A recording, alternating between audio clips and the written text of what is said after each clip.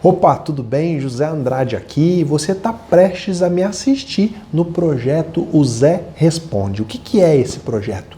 Todo sábado às 10h30 da manhã eu faço uma live no meu canal do Instagram, onde eu permito que os participantes entrem ao vivo comigo, que eles exponham lá as dúvidas práticas que ele tem, as dúvidas relacionadas ao dia a dia da advocacia, e eu ajudo eles a responderem, a resolverem essas dúvidas. E agora você tem a oportunidade de assistir aquilo de melhor, a síntese, o resumo do que de melhor acontece nessas lives de sábado de manhã. Se você quiser participar também ao vivo dessas lives, na descrição desse vídeo vai ter o meu canal do Instagram, é só você aparecer todo sábado, 10h30 da manhã. Espero que você goste e que aproveite muito esse conteúdo.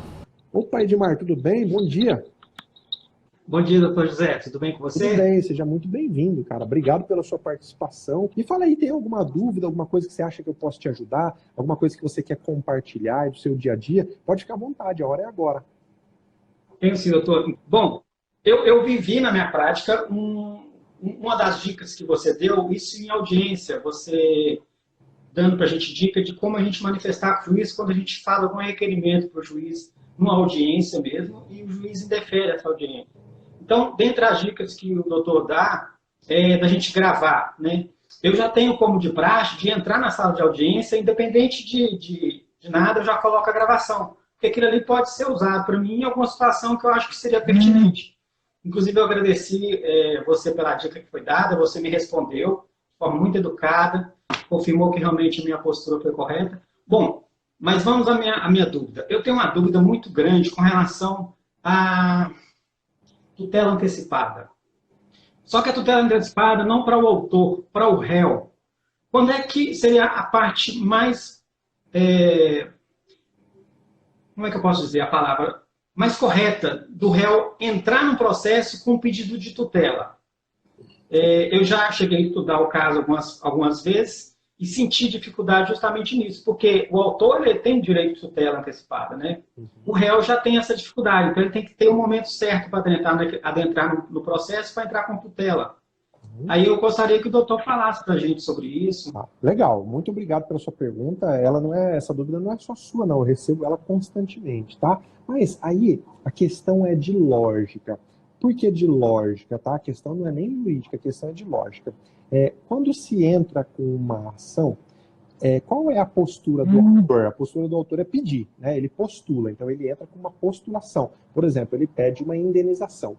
O réu, qual é a postura do réu? Ele é de se defender, tá? Então ele se defende, tá? Ele quer que o pedido do autor seja julgado improcedente. Mas o réu, ele também pode contra-atacar às vezes, ele não pode? Ele não pode se defender e também formular um pedido reconvencional, ele não pode entrar com uma reconvenção? Ele pode. Então, a única hipótese de o réu formular pedido de antecipação de tutela é quando ele faz pedido, tá? Na forma de reconvenção.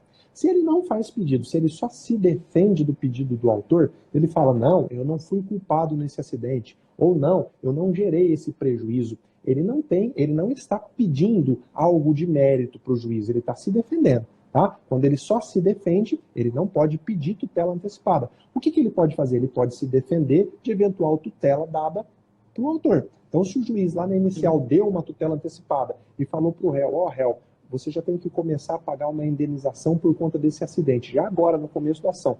A postura do réu é recorrer, tá? É agravo de instrumento para tentar mudar isso. O réu, então, grava isso. O réu só pode formular pedido de tutela antecipada quando ele efetivamente formula um pedido em sede reconvencional, tá? É assim que funciona. Bom, agora, providências cautelares. Então, o réu, por exemplo, quer produzir antecipadamente uma prova, ele quer tomar uma medida cautelar, processual ali, para poder garantir que essa prova não se perca. Por exemplo, o réu tem uma testemunha, mas essa testemunha está muito doente, está lá no leito de morte. O réu já pode contestar e, ao mesmo tempo, formular um pedido de cautela. Ó, juiz, eu preciso que a minha testemunha seja ouvida agora, já no dia seguinte. É uma providência cautelar. Mesmo antes do autor impugnar minha contestação, ele tem que ouvir, senão ela vai morrer. Então, providências cautelares para que não se perca direito, o réu pode formular. Agora, pedido de antecipar a tutela de mérito, o réu só pode formular quando ele formula pedido em reconvenção, tá? Ou no juiz... Ou pedido contraposto, né? Ou no juizado, por exemplo, quando no juizado pode ter o pedido contraposto, o réu, além de se defender, ele contra-ataca, também é possível, tá? Mas aí o pedido do réu está adstrito a antecipar aquilo que ele pediu na reconvenção, tá bom? Às vezes o réu fala, não, eu não fui o causador do acidente, quem foi o autor, ele ainda me causou dano e eu quero a indenização desses danos. Ele não pode, na reconvenção, pedir isso também? Aí, nesse caso, ele pode pedir para o juiz antecipar essa tutela. É claro que vai depender de estar presente aí os requisitos ou não. Eu te esclareci, Edmar, ficou mais tranquilo para você? Deu para entender que o réu não pode sair pedindo antecipação de tutela, afinal de contas ele não pede nada, ele só se defende. Como regra na contestação, ele só se defende. O que ele pede é a improcedência do pedido do autor. Né? Como regra, ele formula toda a defesa e no final ele escreve, tendo em vista, requer o indeferimento do pedido do autor. Então, como regra, o réu não pode pedir tutela antecipada de mérito, ele só simplesmente quando ele apresenta a reconvenção. Beleza? Ficou mais claro aí para você? Claríssimo. Certa feita, eu vivenciei isso, então foi indeferido meu pedido, foi através de reconvenção mesmo. Um processo meu que estava em andamento, eu entrei com a reconvenção e, em contrapartida, entrei com o pedido de tutela, que, na verdade, meu cliente estava com o nome negativado, ele havia feito um acordo e a parte não retirou o nome dele do Serasa. Aí eu tive que reconvir, ou seja, contra-atacar o acordo que por minha parte havia sido cumprido, mas por parte do autor não havia sido cumprido. Aí eu entrei com a reconvenção e com o pedido de tutela para que a negativação fosse retirada o quanto antes. E, infelizmente, foi indeferido. O juiz simplesmente chamou a parte para se manifestar. A sorte nossa, né? A sorte minha foi que, posterior a isso, a parte manifestou e já fez a retirada de imediato. Né? Então, vamos dizer que ele acabou acatando a imediaticidade do processo, mesmo o juiz indeferindo a tutela. Aí eu fiquei perdido. Mas você fez certinho, esse era o caminho mesmo. Na reconvenção você formular o pedido, às vezes, pelo batidão do dia a dia, pode ter passado, o juiz não está acostumado com esse tipo de pedido em sede de reconvenção, ele simplesmente tocou o processo adiante. Talvez seria o caso de embargar de declaração, se a parte não tivesse tirado o nome do réu do Serasa do SPC, embargar de declaração. Juiz, além do pedido reconvencional, tem um pedido de tutela, mas o momento é exatamente esse. Você pode perguntar, mas e se eu não tivesse formulado esse pedido na reconvenção? Você poderia formular durante o curso da ação e da reconvenção, tá? Nada impede que você, por exemplo, apresentou a reconvenção, não pediu a tutela antecipada, a parte contestou a reconvenção, e aí você, vou pedir a tutela antecipada. Poderia, porque o juiz vai estar antecipando aquilo que ele ia dar só na sentença, lá no final. Beleza, Edmar? Certíssimo. Muito obrigado. Forte abraço a você e os demais que estão assistindo aí. Valeu, tá, cara. Eu que te agradeço aí, tá? Mais uma vez, um grande abraço para todos os mineiros aí. Fica com Deus, cara. Até mais. Tchau. Tchau. Deixa eu ver se a Thaís Gadelha, a Thaís mandou aí, Thaís, vamos ver, eu quero a participação feminina. Me fala aí, você tem alguma coisa, tem alguma dúvida, alguma coisa que te deixa inquieta, alguma coisa que você queria perguntar, ou alguma contribuição que você quiser dar? Conta aí, fica à vontade. Eu tenho uma dúvida também em relação à ação declaratória. Eu me deparei com um caso um dia desses, fiquei sem saber o que fazer e estou pesquisando ainda.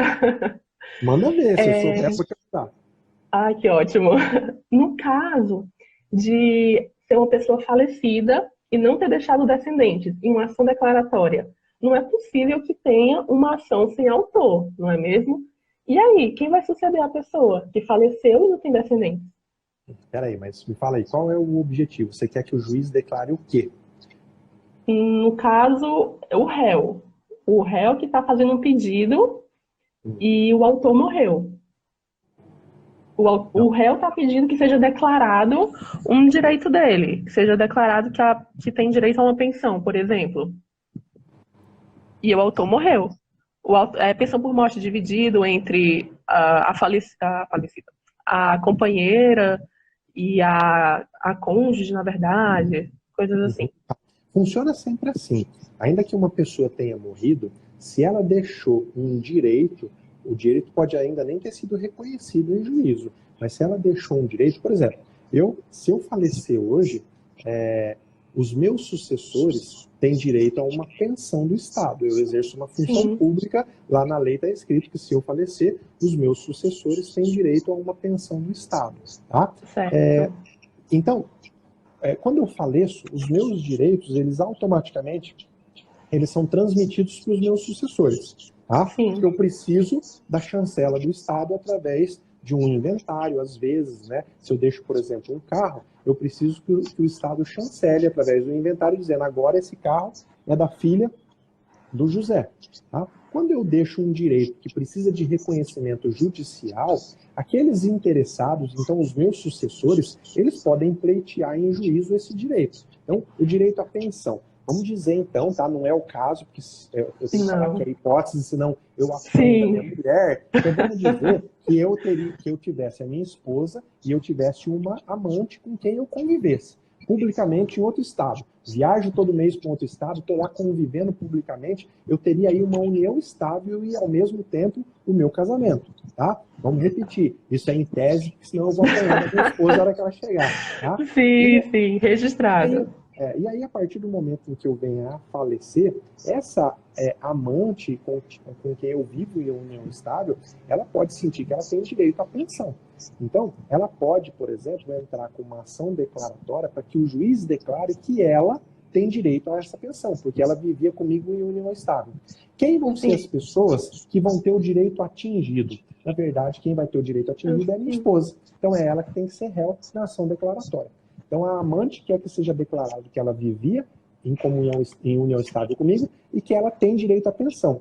Quem que vai ter o direito atingido se o pedido dela for acolhido? A minha esposa.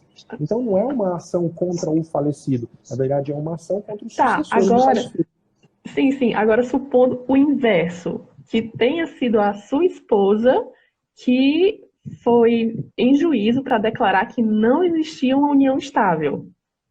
Certo? Bom, e que sua esposa tenha falecido e não tenha descendentes. Este é o problema.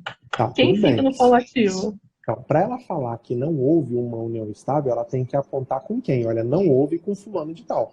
Se ela não aponta ninguém, aí ela não tem interesse de agir. Aí essa ação não tem nem que existir. Tá? Para a gente pedir para o juiz declarar, declarar alguma coisa, tem que ter alguém direito aparentemente em conflito. É o direito da minha esposa com o direito da amante fulana de tal. Se ela nem aponta quem é a amante fulana de tal, ela não tem interesse de agir. Essa ação não tem nem que continuar. Ela não passa aí das condições da ação. Tá? Sim. Deu uma clareada? Deu. Agora foi aqui, porque eu fiquei sem entender no momento, fiquei pesquisando. Tá um pouquinho. O que acontece? Às vezes as pessoas esquecem dos fundamentos básicos e entram com ação que, para a gente se defender, né, fica muito difícil. E olha, eu encaro isso quase todos os dias lá no fórum, com pedidos que às vezes não tem pé nem cabeça por falta de fundamento básico. Qual é o fundamento básico para você entrar com uma ação? Ver se a pessoa preenche as condições da ação, a legitimidade, o interesse de agir, né? E o antigo também, que hoje não se exige mais, que é a possibilidade jurídica do pedido, tá? Então, você precisa olhar se as condições da ação estão presentes. Nesse exemplo que você citou, se a pessoa nem menciona quem seria a suposta amante, o juiz não tem o que declarar. Tá? E aí, se o juiz não tem o que declarar, falta aí até interesse de agir, não há um conflito aparente. Tá? Ó, obrigado pela sua participação, obrigado pela pergunta, eu gosto muito de eu discutir, agradeço a oportunidade. voltando às bases, tá? Obrigado mesmo pela sua participação. Que ótimo, então eu que agradeço a participação.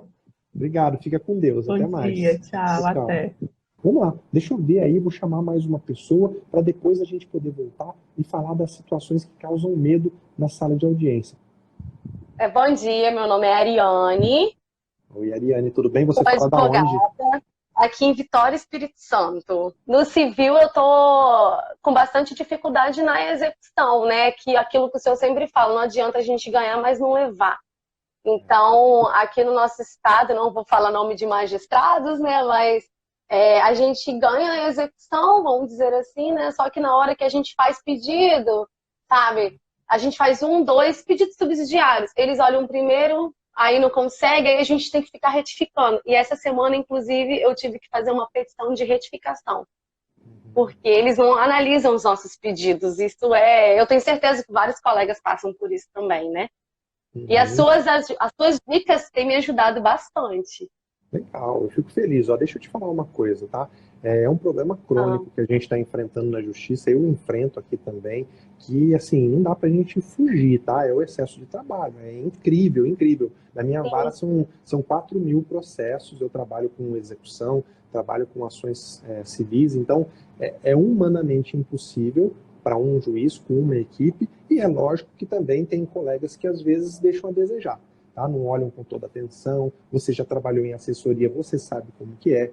Às vezes há delegação, mas não há fiscalização do trabalho que é realizado. Então, uma coisa é eu delegar para um assessor e eu não olhar o trabalho dele. Então, o assessor, se ele já estivesse pronto para ser o magistrado, ele já era magistrado. Então, se ele ainda não é, porque ele ainda precisa de alguém revisando, de alguém corrigindo. Então, existe esses dois problemas, tá? O primeiro, que é o mais crônico, que é o excesso de trabalho, e o segundo, que é a falta de zelo. E aí, eu não posso dizer que é a maioria ou a minoria, porque eu não tenho esse dado estatístico. É claro que às vezes o advogado tende a falar que não, é a maioria, em todo lugar isso acontece. Eu não posso ser leviano de falar isso porque eu não tenho esse dado estatístico, tá? Mas assim, eu sempre procuro acertar. É claro que a gente não acerta todo dia. Às vezes eu também posso deixar passar um pedido. Agora, quer uma coisa de efeito muito prático? Se você já viu que é assim que acontece, formula um pedido de cada vez. E aí, cada pedido, se for o caso, você vai conversar na assessoria. Tá? Porque daí o foco do magistrado vai naquilo, aquilo anda mais rápido, tá? É claro que às vezes pode parecer mais cômodo você, faz Bacen Júdice, se não der certo Bacen Júdice, faz Renajúdice, se não der certo Renajúdice, faz isso.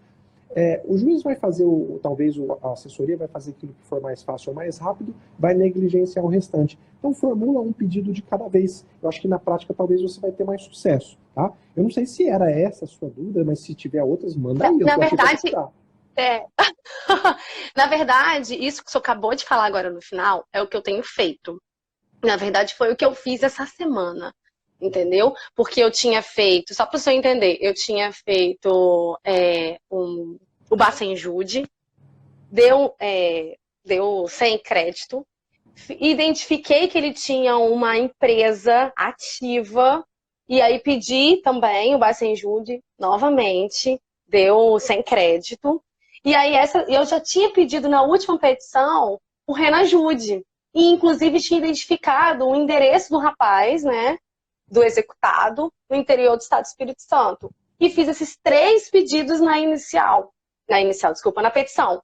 Só que não foi deferido, né? Aí eu fiz isso que o senhor falou. Aí agora, quinta-feira, foi bem rápido. Eu acho que a gente pode criticar, mas a gente tem que elogiar também. Eu fiz o pedido meio-dia, 1h pouco o juiz analisou o meu pedido e fiz o pedido do Renajude.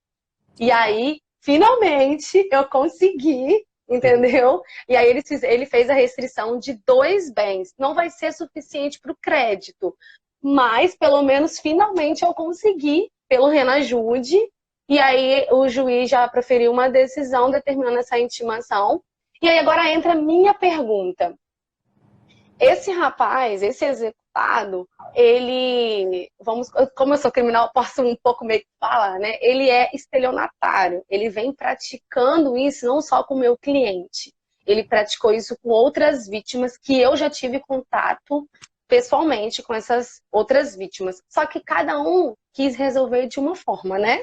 O senhor sabe, né, doutor? Então, o meu cliente, ele quer resolver judicialmente. E aí, a minha dúvida agora é a seguinte, ele vai ser intimado, vai ser expedido a intimação do executado pelo andamento do processo que eu olhei ontem. E aí o meu maior receio é ele dilapidar os bens, né? Se efetivamente estiverem com ele. E aí eu estou pensando em fazer um pedido, e aí eu fazer o que o senhor falou, ir lá despachar pessoalmente, no sentido de que expede uma carta precatória, porque é no interior do estado, entendeu? Ir lá para poder fazer com um oficial de justiça, para ver e colocar o meu cliente como para ser o responsável pelos bens. O que o senhor acha dessa opção? Tá, deixa eu te falar uma coisa, eu não posso te orientar como agir no seu caso concreto, porque senão seria consultoria jurídica. Agora, uma coisa que eu ensino para os meus alunos é que muita gente esquece que a regra do depósito depositário mudou, tá? Em regra, quem fica com o depósito do bem penhorado é o depositário judicial. Então, foi penhorado um carro, esse carro tem que ser entregue na mão de um depositário judicial. E aí o CPC fala assim, nos locais onde não tem depositário judicial, Quem fica com o bem penhorado é o exequente. E o código ainda fala assim, o bem penhorado só fica com o executado se o exequente concordar. Então, o que tem que se discutir, aliás, o que tem que ser pedido é que o depósito do bem penhorado fique com o exequente. Primeiro, se fosse o caso, né, de olhar para um caso concreto, eu sempre pediria, juiz, o CPC fala lá, depois você olha, ela por volta do artigo 890, onde fala do depósito no CPC, tá? Não vou lembrar o artigo de cabeça, se alguém tiver com o CPC aberto aí, é só ajudar a gente. O correto é dizer, olha, o bem penhorado, o oficial de justiça tem que ir lá penhorar, pegar o bem e entregar para o depositário judicial, porque daí não tem como se desfazer. Não havendo depositário judicial na comarca, e a grande maioria das comarcas não tem depositário judicial, a preferência é do exequente. Isso também está lá no Código de Processo Civil. Tá? Então, não tem que ficar com o executado bem, porque se ficar com o executado, a chance dele sumir, de dilapidar, é muito grande. Tá? Dilapidar. Então, pensando nas regras do depósito, olha o Código de Processo Civil e vê o que é mais adequado para o seu caso. Tá? Eu estou, assim, passando um parâmetro, porque, como eu disse, eu não posso analisar o seu caso concreto, senão eu ia te dar uma consultoria jurídica. Mas o raciocínio é exatamente esse. Tá? Tá ótimo. Aí, já estão ajudando aí, falando que é o artigo 840 do CPC. Depois você confere o artigo 840 para ver se é isso mesmo, tá? Maravilha. Vou dar uma... Mas foi uma dica mesmo do senhor e fiz isso que o senhor falou mesmo, passo a passo. E depois, se for o caso, vou para CNH, suspensão, e vou fazendo as coisas. Legal, é isso aí. Você tem que criar um passo a passo na execução para você não ficar perdido. Eu falo que a execução é igual um jogo de xadrez. Se você não souber mexer as peças, o executado está mexendo as dele lá. Então você já tem que mexer uma peça tentando antever qual vai ser o seu próximo passo. Qual vai ser o próximo passo do executado. Porque se você fica parado, já o executado sumiu com tudo, você perdeu o jogo. Então, parabéns pela sua atitude de estar preocupada com a execução, de estar procurando meios aí. Eu vejo muita gente fazendo, sabe o quê? Reclamando. Ao invés de procurar saída, a justiça é isso, a justiça é aquilo, mas por que tem gente que está ganhando a vida com a justiça e você não está, né? Então eu falo para essas pessoas, a justiça tem todos os defeitos, o processo demora para todo mundo tem problema, todo mundo está aí recebendo uma ou outra decisão que não deveria, mas se tem gente tirando leite disso, por que você está tirando só pedra? Né? Então parabéns pela sua postura de buscar solução e não ficar focando no problema. Tá? Obrigado pela sua participação. Fiquei feliz de saber que você... Foi um prazer. Feliz de saber que você está sempre aqui, espero que você volte sempre. Com certeza, estarei sempre presente. Quero participar de novo. Legal. Obrigado, fica com Deus. Muito obrigada, viu, professor? Obrigado você. Até uma próxima. Até uma próxima. Tchauzinho. Tchau. Olha aí, galera, que legal a participação da Ariane. Fiquei muito feliz, tá? Um grande abraço para todo mundo aí do Espírito Santo também, que eu tenho um prazer de conversar. Vamos falar agora dos 10 maiores medos que atrapalham aí um advogado no que diz respeito à sala de audiência. E aí eu quero que você que estiver me escutando, que estiver ouvindo, se você se identificar com algum desses medos, tá? Assim que terminar essa live, me manda um direct. Fala assim, eu tenho medo tal. Eu vou falar aqui de 10 medos, tá? Eu poderia falar de mais de 25 medos que eu já cataloguei. Eu vou falar de 10. Se você tiver um desses medos, manda aí, tá? Me manda aí um direct assim que acabar essa live. Porque eu quero te mostrar que há chance sim de você resolver esse medo. Então, eu tenho rodado pesquisa aí, eu tenho bastante aluno do meu treinamento avançado Expert em Audiência, então eu tenho me dedicado a conhecer esses medos. E eu quero que você identifique, primeiro, se você tem um desses medos e se você sabe como agir se acontecer algum tipo de situação dessa com você. Medo número 1. Eu não estou dizendo que o número 1 é o mais importante ou o maior medo. Eu vou te elencar 10 aqui, tá? O medo número 1 é o medo de ser desrespeitado. Você já imaginou lá em plena audiência você ser desrespeitado pelo advogado da parte contrária, você ser desrespeitado pela parte contrária, você ser desrespeitado pelo promotor ou até mesmo pelo juiz? Você tem ideia do que fazer, de como agir? Você já passou por esse tipo de situação? Esse é um grande medo que muita gente me relata, tá? Segundo medo, medo de ser pego de surpresa. Imagina, você se preparou para a audiência, estudou todo o processo, chega lá na hora, acontece uma situação surpreendente, para a qual você não estava preparado. E aí? Como que você faz? Você pode estar me dizendo, mas professor, se a situação é surpreendente, como que eu vou me preparar para ela? Há um método. Eu tenho ensinado esse método para os meus alunos, e se você olhar nas minhas redes sociais, você vai ver que eu tenho muito vídeo falando como se preparar para não ser pego de surpresa na sala de audiência. Esse é o segundo medo que a galera tem me relatado, tá? Medo de ser pego de surpresa. E olha, eu posso te dizer, eu faço audiência toda semana, e toda semana eu vejo o advogado sendo pego de surpresa. E quando ele é pego de surpresa, o que acontece? Ele fica paralisado, fica sem saber como agir. E às vezes isso pode trazer muito prejuízo para o cliente. Terceiro medo que os advogados têm, medo de errar por falta de experiência. E olha, se você é advogado e está aí no dia a dia, é difícil você ter trazido já uma experiência durante a faculdade. São poucos aqueles que têm a oportunidade de fazer um estágio durante a faculdade. A grande maioria está tendo que trabalhar aí para pagar a faculdade e não tem a oportunidade de fazer um estágio. Então existe esse medo é sério, tá? Quarto medo, medo de não saber impugnar algum argumento da parte contrária. Imagina, você está lá, a parte levanta um argumento, apresenta uma argumentação em audiência, e o juiz passa a palavra para você. Fala, doutor, o senhor está com a palavra para apresentar impugnação a esse pedido. E você simplesmente não sabe como impugnar. Por exemplo, um pedido de produção de uma prova que até então não tinha sido produzida. E você nem pensou nessa hipótese. E o juiz passa a palavra para você e você não sabe como impugnar.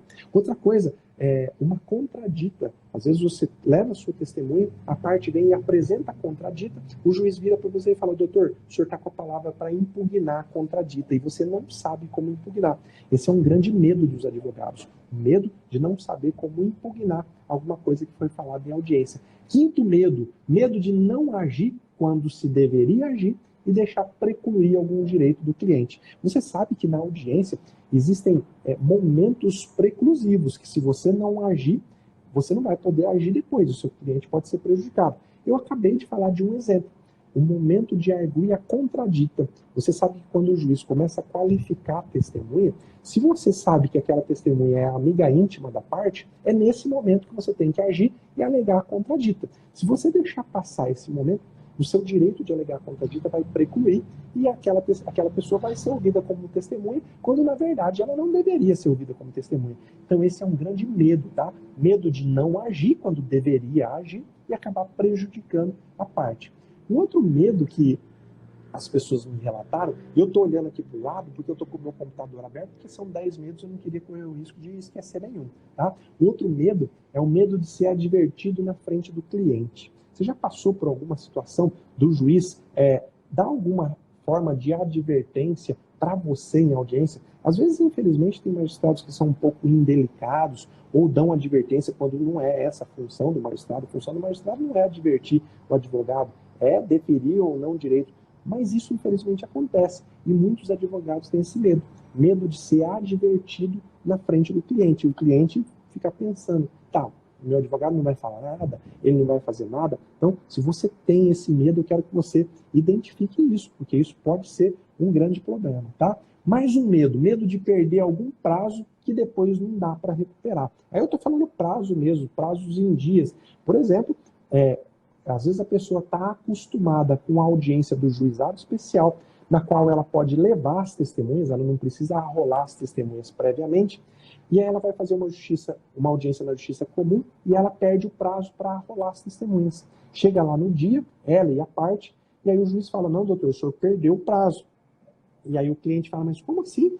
Não vou poder ouvir as minhas testemunhas, só a parte contrária? E aí o seu advogado perdeu o prazo. Então, muitos advogados têm medo de perder o prazo. Tá? O oitavo medo que foi relatado para mim, eu não sei se esse é um medo seu, tá? Mas é um medo de muita gente, que é o medo de da parte cair em contradição no depoimento pessoal. Imagina, então, você conversou com o seu cliente, ele te contou como que os fatos aconteceram, tá? Aí você vai lá para a audiência, você colocou tudo na petição inicial, você vai lá para a audiência, na hora de ouvir o seu cliente, ele apresenta fatos totalmente contrários do que aquele que ele contou para você.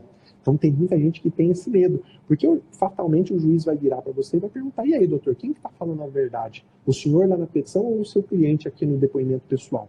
Esse é um grande medo. E olha, eu posso te dizer, com quase 18 anos de magistratura, vou fazer agora em maio 18 anos, eu vejo isso acontecer praticamente toda semana.